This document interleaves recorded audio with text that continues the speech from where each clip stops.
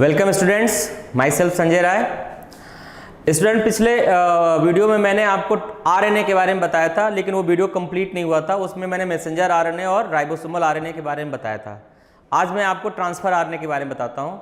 तो आरएनए के बारे में मैंने बताया था कि आरएनए जो होता है वो मोस्टली एक क्या होता है, कुछ वायरसेस को छोड़ दिया जाए तो जो आरएनए होते हैं उसके कई फॉर्म्स होते हैं और दे आर नॉन जेनेटिक। कुछ वायरस होते हैं जहाँ आरएनए एक जीनोम की तरह काम करता है, वो जेनेटिक होता है, बट उसको छोड़ दिया जाए तो उसके अलावा बाकी सारे ऑर्गेनिजम्स में इसके कई फॉर्म्स होते हैं और सब वो नॉन जेनेटिक आरएनए होते हैं। नॉन जेनेटिक आरएनए, वो पिछले वीडियो में मैंने इसको बताया था। अब मैंने बताया था कि अगर प्रोटीन सिंथेसिस करना है, आपको कॉन्सेप्ट आरएनए का मैं यहाँ क्यों दे रहा हूँ कि प्रोटीन सिंथेसिस में आरएनए का रोल होता है। तो आरएनए कैसे प्रोटीन सिंथेसिस में रोल प्ले करते हैं, what is the role of RNA in protein synthesis. तो in protein synthesis all the three kind of RNA involve, तीनों आरएनए इन्वॉल्व होते हैं प्रोटीन सिंथेसिस में, चाहे वो मैसेंजर आरएनए हो, चाहे राइबोसोमल आरएनए हो या ट्रांसफर आरएनए हो। मैसेंजर आरएनए के बारे में बताया था कि मैसेंजर आरएनए क्या करता है, डीएनए के कोडेड इन्फॉर्मेशन को न्यूक्लियस से साइटोप्लाज्म में लेकर आता है। क्या करता है messenger RNA? It brings the coded information of DNA from the nucleus to the cytoplasm. दूसरा क्या करता है, it has a binding sites for the ribosomes. उसके पास इसके 5 प्राइम पे राइबोसोम्स की बाइंडिंग साइट्स होती है। तो मैसेंजर आरएनए का रोल प्रोटीन सिंथेसिस में क्या होगा, role of RNA in protein synthesis. तो मैसेंजर आरएनए का 2 रोल है। पहला रोल क्या है कि ये डीएनए के कोडेड इन्फॉर्मेशन को न्यूक्लियस से साइटोप्लाज्म में लेकर आया, and it also provide the binding sites for the ribosomes. आपको पता है कि प्रोटीन सिंथेसिस कौन करता है? जो मशीन है जो प्रोटीन सिंथेसिस का काम करती है वो है राइबोसोम्स। तो ribosomes is present in the cytoplasm as well in eukaryotic cell. Ribosomes also reported in the mitochondria and chloroplast. वो तो होता ही है, लेकिन हम बेसिकली हम यहाँ कॉन्सेप्ट किसका देंगे, साइटोप्लाज्म में। तो साइटोप्लाज्म में राइबोसोम्स प्रेजेंट होता है और वही प्रोटीन फैक्ट्री है। लेकिन अगर राइबोसोम्स के पास मैसेंजर आरएनए ने डीएनए के कोडेड इन्फॉर्मेशन को पहुंचा भी दिया तो भी प्रोटीन सिंथेसिस स्टार्ट नहीं होती है। क्यों नहीं होती है कि until the ribosome does not understand the meaning of codon present in the messenger RNA. Messenger RNA में जो कोडॉन्स होते हैं उसको अभी भी राइबोसोम समझ नहीं पा रहा है। तो ribosomes only act as a catalytic centre. Ribosomes एक कैटालिटिक सेंटर है और वो जब उसको ये पता चलेगा कि किस कोडॉन्स उस मैसेंजर आरएनए में जो कोडॉन्स हैं वो कौन सा कोडॉन किस एमिनो एसिड के लिए है, तो जब वो एमिनो एसिड उस राइबोसोम्स पर पहुंचेगा तो सिर्फ वो क्या करेगा, उनके बीच में पॉलीपेप्टाइड बॉन्ड बना देगा। मतलब ribosomes only responsible to make the polypeptide bond between the upcoming amino acids. जो भी एमिनो एसिड्स आएंगे according to the sequence of messenger RNA. Messenger RNA का जो सीक्वेंस है, मैसेंजर आरएनए में जो कोडॉन बेस के सीक्वेंस हैं, उसी बेस सीक्वेंस में क्या प्रेजेंट है, एमिनो एसिड का सीक्वेंस प्रेजेंट है।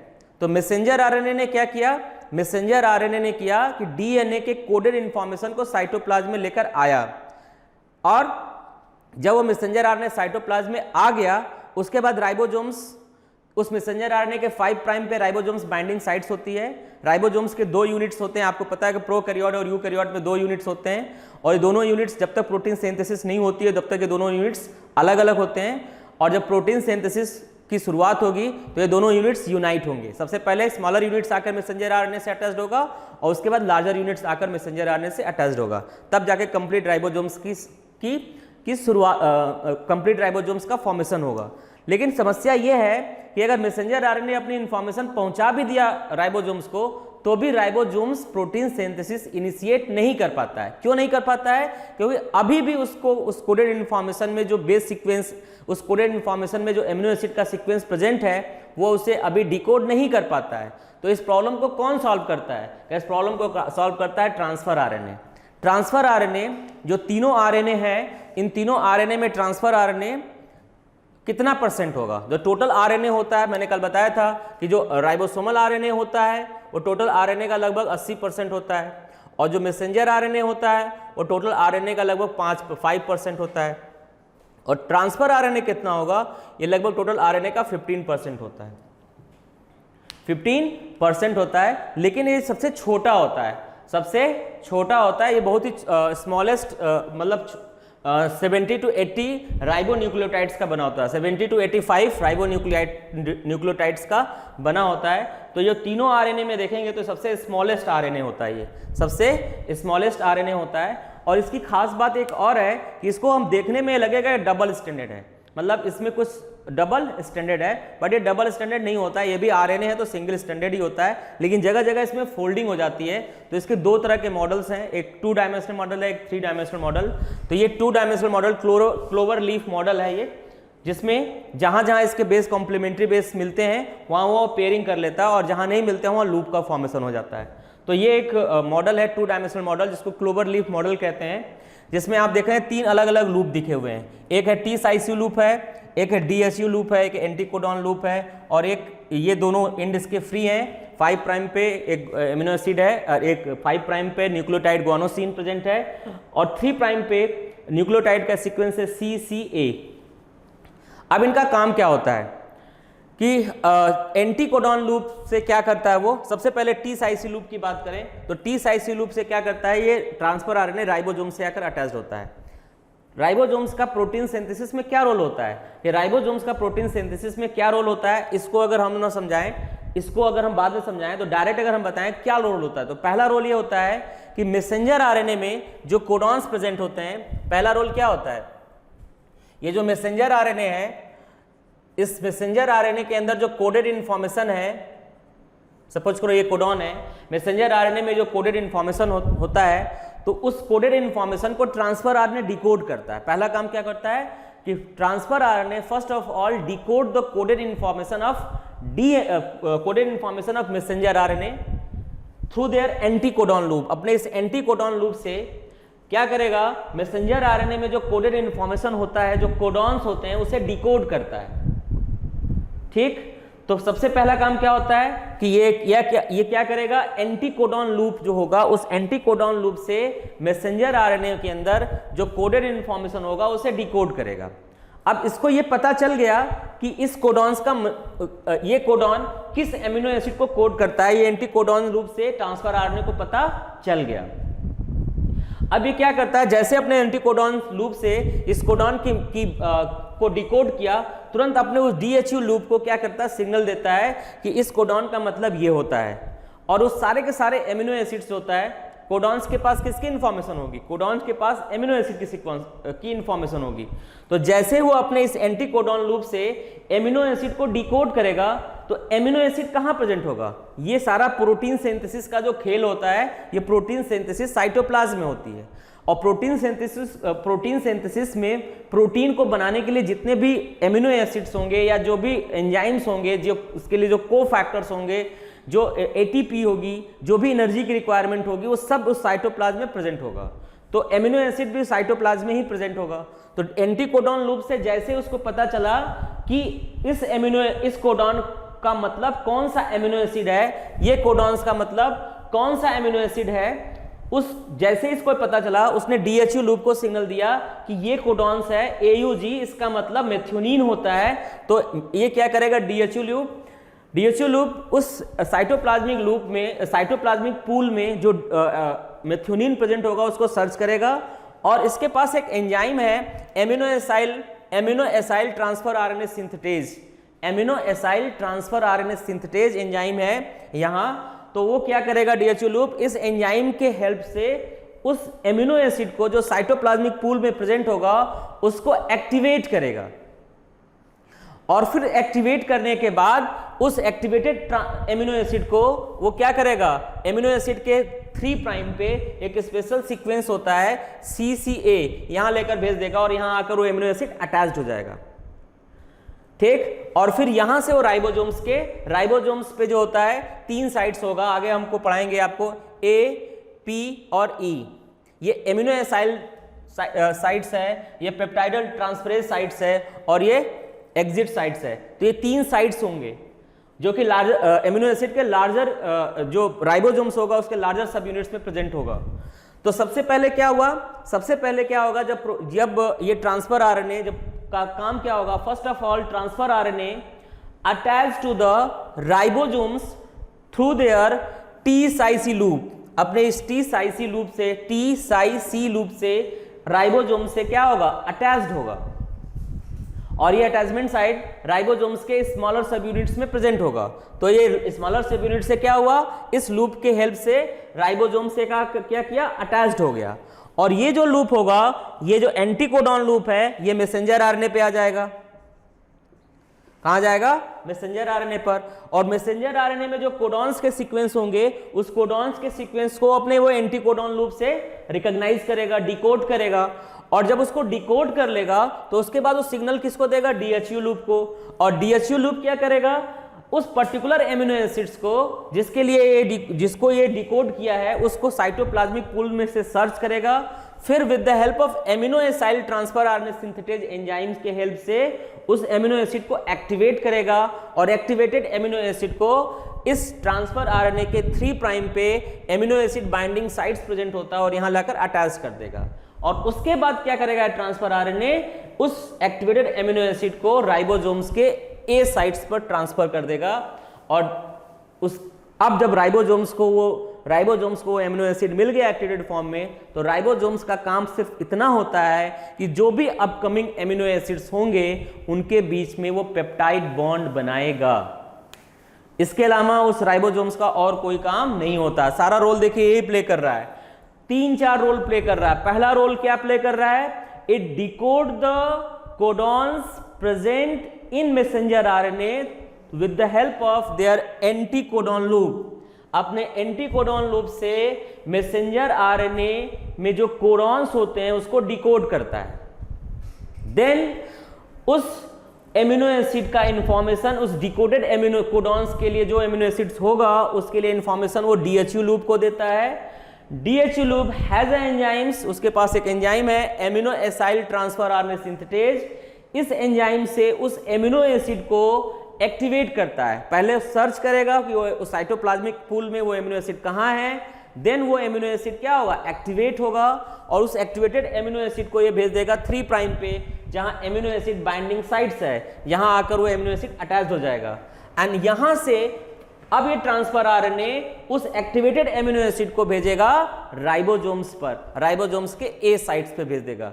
राइबोसोम्स का काम क्या होता है कि वो जो भी एमिनो एसिड ये ट्रांसफर आरएनए लेकर आएगा, वो एक्टिवेटेड एमिनो एसिड्स होगा। उस एक्टिवेटेड एमिनो एसिड को जब ये ट्रांसफर आरएनए लेकर आएगा तो उस एमिनो एसिड के बीच में ये पेप्टाइड बॉन्ड बनाने का काम करेगा। Ribosomes only make the peptide bond between the upcoming amino acids brings by the transfer RNA according to the base sequence of the messenger RNA. जो मैसेंजर आरएनए में जो कोडॉन्स के सीक्वेंस होते हैं, उस सीक्वेंस के अकॉर्डिंग एमिनो एसिड को ribosomes पर लाने का काम ट्रांसफर आरएनए ही करेगा।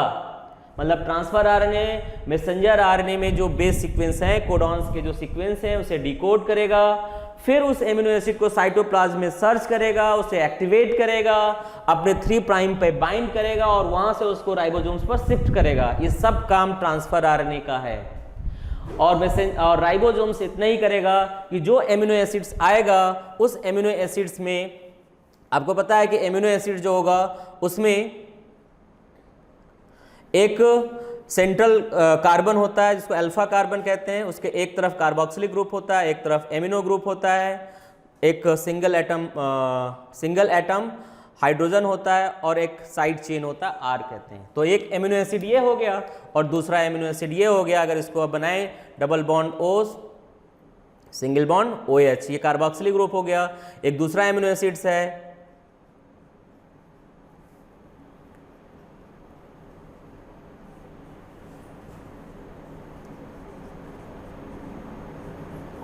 ये, सपोज करो 2 एमिनो एसिड्स हैं, एक है R1 एक है R2, ये 2 अलग अलग एमिनो एसिड्स हैं। तो जब एमिनो एसिड राइबोसोम्स पर पहुंचेगा तो ये क्या होगा, एमिनो एसिड जब राइबोसोम्स पर पहुंचेगा तो सिर्फ इनके बीच में एक पेप्टाइड बॉन्ड का फॉर्मेशन होगा। एक एमिनो एसिड का कार्बोक्सिलिक ग्रुप दूसरे एमिनो एसिड, एक एमिनो एसिड का कार्बोक्सिलिक ग्रुप दूसरे एमिनो एसिड के एमिनो ग्रुप से रिएक्ट करेगा और इनके बीच में एक मॉलिक्यूल वाटर बाहर निकल जाएगा और यहां बन जाएगा पेप्टाइड बॉन्ड बन जाएगा। तो ये एमिनो एसिड का, ये राइबोसोम्स का रोल होता है। तो राइबोसोम्स का काम सिर्फ प्रोटीन सिंथेसिस में क्या होता है, it make only the peptide bond between the upcoming amino acid. Amino acid को लाने का काम ट्रांसफर आरएनए करेगा। ट्रांसफर आरएनए मैसेंजर आरएनए में जो कोडॉन्स प्रेजेंट है उसे डिकोड करेगा, एमिनो एसिड को एक्टिवेट करेगा, अपने 3 प्राइम पे एमिनो एसिड को बाइंड करेगा, फिर वहां से राइबोसोम्स पर शिफ्ट करेगा और राइबोसोम्स ओनली उनके बीच में पेप्टाइड बॉन्ड का फॉर्मेशन करेगा। अब एक और चीज है कि जब ये एंटीकोडॉन लूप से messenger transfer RNA anticodon loop से मैसेंजर आरएनए में प्रेजेंस कोडॉन्स को डिकोड करेगा, तो मैसेंजर आरएनए में जो कोडॉन्स बेस सीक्वेंस होंगे, मैसेंजर आरएनए में जो बेस सीक्वेंस होंगे वो बेस सीक्वेंस ट्रांसफर आरएनए से क्या करेंगे, अटैच्ड होंगे। तो सपोज करो एक मैसेंजर आरएनए है, इसका 5 प्राइम है, और ये देखिए एक ट्रांसफर आरएनए उसका 3 प्राइम है। अगर ये मैसेंजर आरएनए है तो ट्रांसफर आरएनए का 5 प्राइम वहाँ आएगा, 3 प्राइम आएगा, तो इसका यहाँ 3 प्राइम होगा और यहाँ 5 प्राइम होगा। सपोज करो कि अगर मैसेंजर आरएनए में एक बेस ये है, तो एंटीकोडॉन में वहाँ बेस क्या होगा, ए का कॉम्प्लीमेंट्री क्या होगा, यू होगा। अगर मान लो ये 5 प्राइम है, सपोज करो ये एक बेस सीक्वेंस मैंने लिखा मैसेंजर आरएनए का, एक बेस सीक्वेंस लिखा मैसेंजर आरएनए का 5 प्राइम, ये 3 प्राइम है, और यहां ये बेस सीक्वेंस है ए, दूसरा है यू और तीसरा है सी। तो ट्रांसफर आरएनए में क्या आएगा, ट्रांसफर आरएनए अगर इस ट्रांसफर आरएनए सपोज करो तो यहां इसका 3 प्राइम होगा, यहां इसका 5 प्राइम होगा, और ट्रांसफर आरएनए का बेस सीक्वेंस क्या आएगा, ए यू सी था। तो ट्रांसफर आरएनए में क्या आएगा, देखिए ट्रांसफर आरएनए में क्या आएगा, ए का कॉम्प्लीमेंट्री क्या होता है, यू, ए का कॉम्प्लीमेंट्री यू, ए का कॉम्प्लीमेंट्री टी होता है, लेकिन ये आरएनए है ना, तो यहाँ क्या आएगा यू, तो यहाँ इनके बीच में यू हो जाएगा, और यहाँ यू है तो यहाँ क्या आ जाएगा, ए हो जाएगा।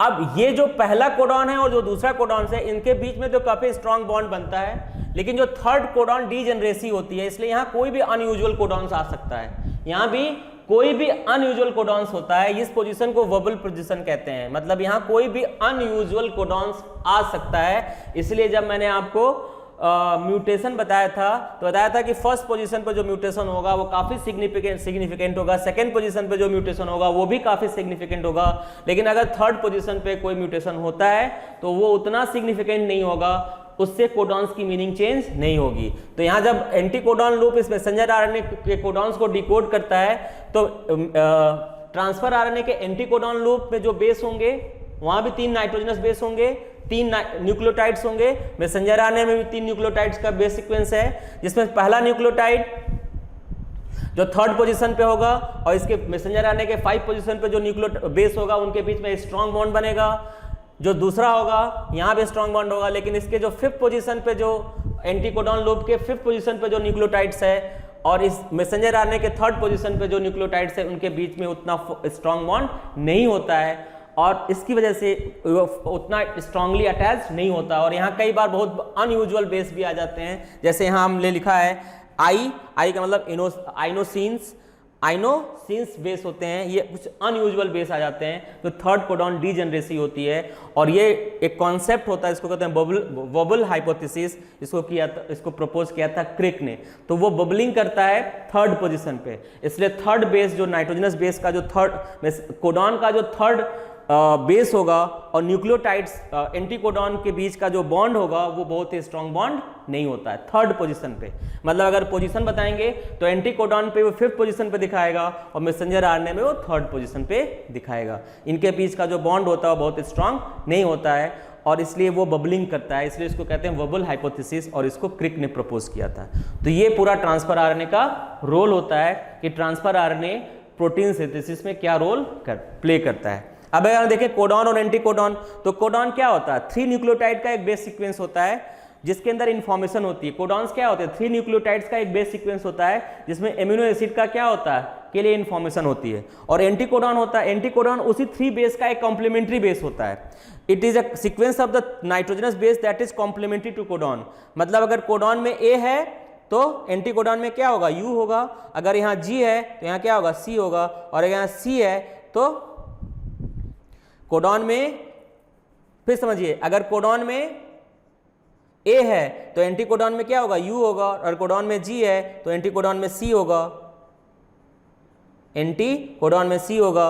और अगर यहाँ C है तो यहाँ क्या होगा, यहाँ कुछ भी कोई भी बेस हो सकता है, यहाँ कोई अनयूजुअल बेस भी होता है क्योंकि थर्ड कोडॉन डिजेनरेसी दिखाता है ये। इसके बाद क्या होता है, ये जो कोडॉन्स होते हैं ये कहाँ होंगे, दे अगर इन मैसेंजर आरएनए, और एंटी कोडॉन कहाँ होता है, anti codon present in the transfer RNA. तो ये कोडॉन और एंटी कोडॉन का डिफरेंस हो गया, और ये टॉपिक आपको समझ में आ गया होगा, और रोल भी समझ में आ गया होगा कि प्रोटीन सिंथेसिस में आरएनए के क्या क्या रोल होते हैं। अब ये कितने तरह के होंगे, तो कम से कम 20 ट्रांसफर आरएनए तो चाहिए ही चाहिए, कि हर एमिनो एसिड के लिए अलग अलग ट्रांसफर आरएनए, हर एमिनो एसिड के लिए अलग अलग ट्रांसफर आरएनए। तो एटलीस्ट कितना ट्रांसफर आरएनए होने चाहिए कि हर एमिनो एसिड को क्या कौन लेकर आ रहा है, ट्रांसफर आरएनए लेकर आ रहा है, तो कम से कम कितना ट्रांसफर आरएनए होने चाहिए सेल के अंदर, एटलीस्ट 20 ट्रांसफर आरएनए होने चाहिए। तो ये टॉपिक आपको समझ में आ गया होगा। अब इसके बाद का नेक्स्ट टॉपिक प्रोटीन सिंथेसिस, जो अगले वीडियो में बताएंगे। Thank you.